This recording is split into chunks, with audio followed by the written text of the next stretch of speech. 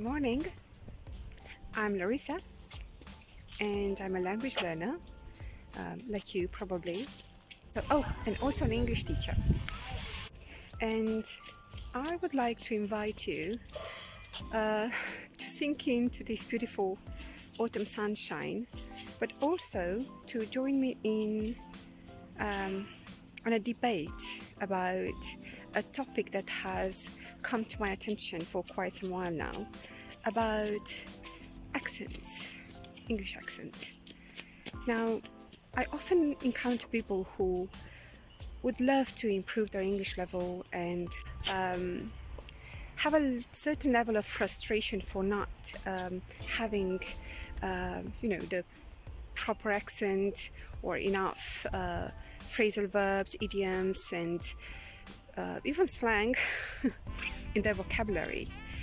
And I've also noticed that in a group where a native speaker is present, the others feel like whatever they say is perhaps less relevant or less important, if I might say so, because their accent is not, or their English level is not, doesn't match up the natives. So in my personal and professional opinion, unless you grow up in an English-speaking environment from early childhood, speaking like a native speaker is a very difficult goal to achieve, if not mission impossible. So unless you're a genius, I think it's not worth it, and here's why. Firstly, you don't need an accent to make yourself understood. Secondly, out of nearly 1.5 billion people on this planet who speak English, nearly 25% only are native speakers. So for the sake of flow in a conversation, I think that the ones that have to adjust are the native speakers. If only they could drop their, fancy slang and idioms, and which make them really appealing.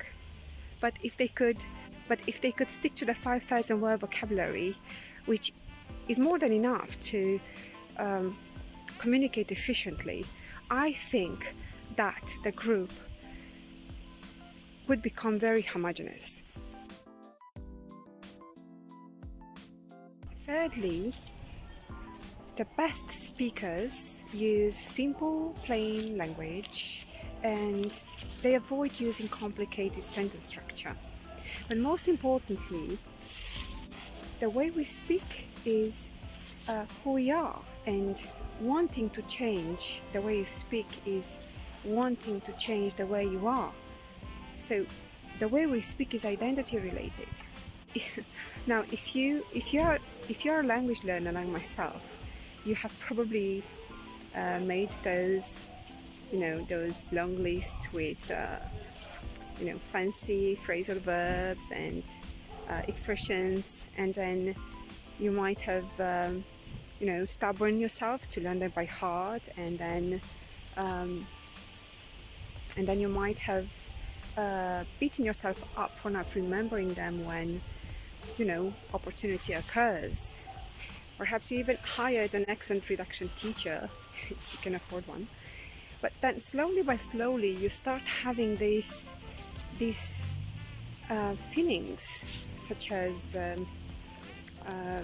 low self-esteem, perhaps even inferiority, even envy. And these are truly these empowering feelings that don't help anyone with their accent. So I think it's not really worth it. It's too big a price to pay for such a goal. If you ask me, from all the people that I enjoy listening to when speaking in English, the ones that I enjoy the most are the ones who use simple, plain, correct, and well-paced English. It doesn't matter if they're native speakers or not. It is the energy they release when they speak that engages me, and whether I interact with them or not, I feel less pressure because I know that what they're about to say is comprehensible to me, and I think they also feel less stressed in interactions knowing that people understand them. So What should I focus on? You might ask yourself. Well, this is it. Focus on simple, plain language, clear pronunciation, and find that authenticity, that unique self, and use it in English. Find your English voice. So join in the conversation and tell me what you think. Thank you for watching.